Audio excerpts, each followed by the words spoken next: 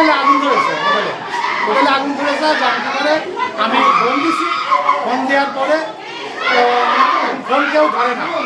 পরে বাংলাদেশ দূতাবাস ওখান থেকে আমাকে ফোন দিছে। ফোন দেওয়ার পরে আমি শুনছি যে সবাই 9 জন মারা গেছে আর অনেকে আহত হয়েছে। তারপরে আমাকে হোয়াটসঅ্যাপে ছবি পাঠাইছি, ছবি পাঠানোর আমি শনাক্ত করেছি 4 জন মারা গেছে।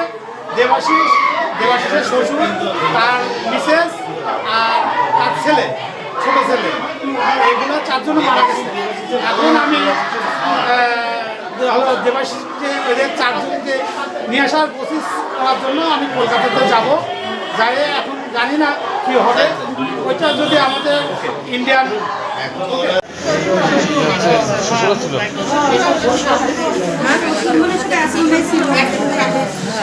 ভাইরা ভাই 2 দিন আগে